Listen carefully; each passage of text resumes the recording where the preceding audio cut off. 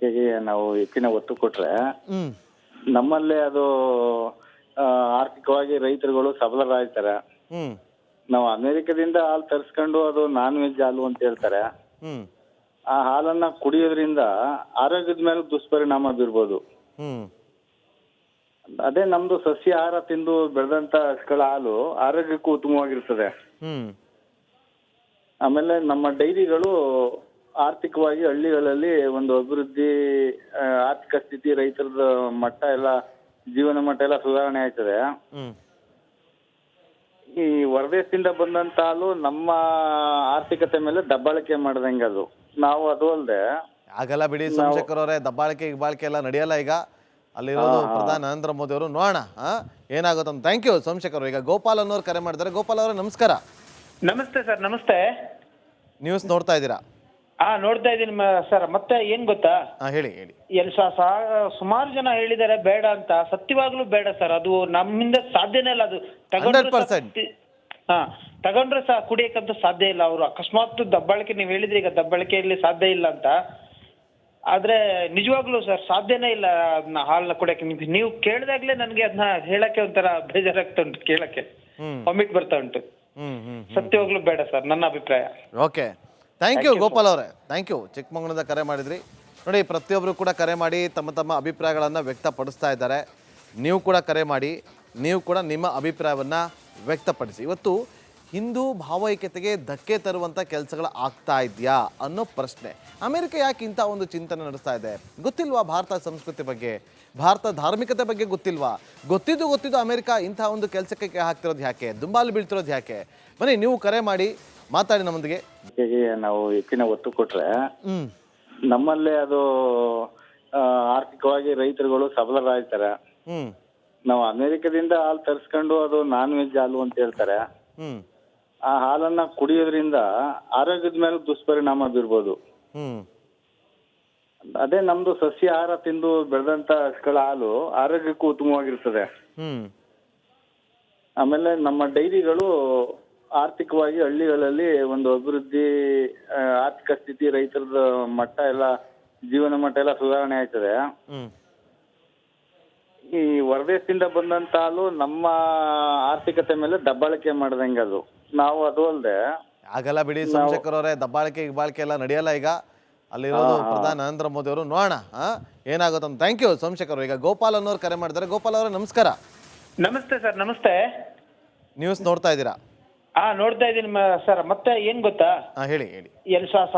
ಸುಮಾರು ಜನ ಹೇಳಿದ್ದಾರೆ ಬೇಡ ಅಂತ. ಸತ್ಯವಾಗ್ಲೂ ಬೇಡ ಸರ್. ಅದು ನಮ್ಮಿಂದ ಸಾಧ್ಯನೇ ಇಲ್ಲ. ಅದು 100%. ತಗೊಂಡ್ರೆ ಸಹ ಕುಡಿಯಕ್ಕಂತೂ ಸಾಧ್ಯ ಇಲ್ಲ. ಅವರು ಅಕಸ್ಮಾತ್ ದಬ್ಬಾಳಿಕೆ, ನೀವು ಹೇಳಿದ್ರಿ ಈಗ ದಬ್ಬಾಳಿಕೆಯಲ್ಲಿ ಸಾಧ್ಯ ಇಲ್ಲ ಅಂತ. ಆದ್ರೆ ನಿಜವಾಗ್ಲೂ ಸರ್ ಸಾಧ್ಯನೇ ಇಲ್ಲ ಅದನ್ನ ಹಾಲನ್ನ ಕುಡಿಯಕ್ಕೆ. ನೀವು ಕೇಳಿದಾಗ್ಲೇ ನನ್ಗೆ ಅದನ್ನ ಹೇಳಕ್ಕೆ ಒಂಥರ ಬೇಜಾರಾಗ್ತಾ ಉಂಟು, ಕೇಳಕ್ಕೆ ವಾಮಿಟ್ ಬರ್ತಾ ಉಂಟು. ಸತ್ಯವಾಗ್ಲೂ ಬೇಡ ಸರ್, ನನ್ನ ಅಭಿಪ್ರಾಯ. ಓಕೆ, ಥ್ಯಾಂಕ್ ಯು ಗೋಪಾಲ್ ಅವರೇ, ಥ್ಯಾಂಕ್ ಯು. ಚಿಕ್ಕಮಗಳೂರಿಂದ ಕರೆ ಮಾಡಿದ್ರಿ. ನೋಡಿ, ಪ್ರತಿಯೊಬ್ಬರು ಕೂಡ ಕರೆ ಮಾಡಿ ತಮ್ಮ ತಮ್ಮ ಅಭಿಪ್ರಾಯಗಳನ್ನು ವ್ಯಕ್ತಪಡಿಸ್ತಾ ಇದ್ದಾರೆ. ನೀವು ಕೂಡ ಕರೆ ಮಾಡಿ, ನೀವು ಕೂಡ ನಿಮ್ಮ ಅಭಿಪ್ರಾಯವನ್ನು ವ್ಯಕ್ತಪಡಿಸಿ. ಇವತ್ತು ಹಿಂದೂ ಭಾವೈಕ್ಯತೆಗೆ ಧಕ್ಕೆ ತರುವಂಥ ಕೆಲಸಗಳು ಆಗ್ತಾ ಇದೆಯಾ ಅನ್ನೋ ಪ್ರಶ್ನೆ. ಅಮೆರಿಕ ಯಾಕೆ ಇಂಥ ಒಂದು ಚಿಂತನೆ ನಡೆಸ್ತಾ ಇದೆ? ಗೊತ್ತಿಲ್ವಾ ಭಾರತ ಸಂಸ್ಕೃತಿ ಬಗ್ಗೆ, ಭಾರತ ಧಾರ್ಮಿಕತೆ ಬಗ್ಗೆ ಗೊತ್ತಿಲ್ವಾ? ಗೊತ್ತಿದ್ದು ಅಮೆರಿಕ ಇಂಥ ಒಂದು ಕೆಲಸಕ್ಕೆ ಹಾಕ್ತಿರೋದು ಯಾಕೆ, ದುಂಬಾಲು ಬೀಳ್ತಿರೋದು ಯಾಕೆ? ಬನ್ನಿ, ನೀವು ಕರೆ ಮಾಡಿ ಮಾತಾಡಿ ನಮ್ಮೊಂದಿಗೆ. ನಾವು ಹೆಚ್ಚಿನ ಒತ್ತು ಕೊಟ್ರೆ ನಮ್ಮಲ್ಲೇ ಅದು ಆರ್ಥಿಕವಾಗಿ ರೈತರುಗಳು ಸಬಲರಾಗ್ತಾರೆ. ನಾವು ಅಮೆರಿಕದಿಂದ ಹಾಲು ತರಿಸ್ಕೊಂಡು ಅದು ನಾನ್ ವೆಜ್ ಹಾಲು ಅಂತ ಹೇಳ್ತಾರೆ. ಆ ಹಾಲನ್ನ ಕುಡಿಯೋದ್ರಿಂದ ಆರೋಗ್ಯದ ಮೇಲೆ ದುಷ್ಪರಿಣಾಮ ಬೀರ್ಬೋದು. ಅದೇ ನಮ್ದು ಸಸ್ಯ ಆಹಾರ ತಿಂದು ಬೆಳೆದಂತ ಹಸುಗಳ ಹಾಲು ಆರೋಗ್ಯಕ್ಕೂ ಉತ್ತಮವಾಗಿರ್ತದೆ. ಆಮೇಲೆ ನಮ್ಮ ಡೈರಿಗಳು ಆರ್ಥಿಕವಾಗಿ ಹಳ್ಳಿಗಳಲ್ಲಿ ಒಂದು ಅಭಿವೃದ್ಧಿ, ಆರ್ಥಿಕ ಸ್ಥಿತಿ, ರೈತರ ಮಟ್ಟ ಎಲ್ಲ, ಜೀವನ ಮಟ್ಟ ಎಲ್ಲ ಸುಧಾರಣೆ ಆಯ್ತದೆ. ಈ ಹೊರದೇಶದಿಂದ ಬಂದಂತ ಹಾಲು ನಮ್ಮ ಆರ್ಥಿಕತೆ ಮೇಲೆ ದಬ್ಬಾಳಿಕೆ ಮಾಡ್ದಂಗೆ ಅದು. ನಾವು ಅದು ಅಲ್ಲದೆ ಆಗಲ್ಲ ಬಿಡಿ ಸೋಮಶೇಖರ್ ಅವರೇ, ದಬ್ಬಾಳಿಕೆ ಗಿಬ್ಬಾಳಿಕೆ ಎಲ್ಲ ನಡೆಯಲ್ಲ ಈಗ.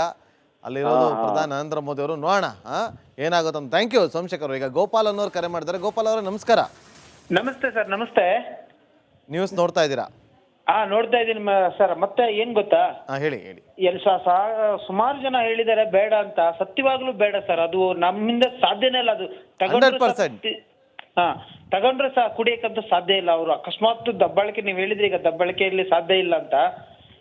ಆದ್ರೆ ನಿಜವಾಗ್ಲೂ ಸರ್ ಸಾಧ್ಯನೇ ಇಲ್ಲ ಅದನ್ನ ಹಾಲನ್ನ ಕುಡಿಯಕ್ಕೆ. ನೀವು ಕೇಳಿದಾಗ್ಲೇ ನನಗೆ ಅದನ್ನ ಹೇಳಕ್ಕೆ ಒಂಥರ ಬೇಜಾರಾಗ್ತಾ ಉಂಟು, ಕೇಳಕ್ಕೆ ವಾಮಿಟ್ ಬರ್ತಾ ಉಂಟು. ಸತ್ಯವಾಗ್ಲೂ ಬೇಡ ಸರ್, ನನ್ನ ಅಭಿಪ್ರಾಯ. ಓಕೆ, ಥ್ಯಾಂಕ್ ಯು ಗೋಪಾಲ್ ಅವರೇ, ಥ್ಯಾಂಕ್ ಯು. ಚಿಕ್ಕಮಗಳೂರಿಂದ ಕರೆ ಮಾಡಿದ್ರಿ. ನೋಡಿ, ಪ್ರತಿಯೊಬ್ಬರು ಕೂಡ ಕರೆ ಮಾಡಿ ತಮ್ಮ ತಮ್ಮ ಅಭಿಪ್ರಾಯಗಳನ್ನು ವ್ಯಕ್ತಪಡಿಸ್ತಾ ಇದ್ದಾರೆ. ನೀವು ಕೂಡ ಕರೆ ಮಾಡಿ, ನೀವು ಕೂಡ ನಿಮ್ಮ ಅಭಿಪ್ರಾಯವನ್ನು ವ್ಯಕ್ತಪಡಿಸಿ. ಇವತ್ತು ಹಿಂದೂ ಭಾವೈಕ್ಯತೆಗೆ ಧಕ್ಕೆ ತರುವಂಥ ಕೆಲಸಗಳು ಆಗ್ತಾ ಇದೆಯಾ ಅನ್ನೋ ಪ್ರಶ್ನೆ. ಅಮೆರಿಕ ಯಾಕೆ ಇಂಥ ಒಂದು ಚಿಂತನೆ ನಡೆಸ್ತಾ ಇದೆ?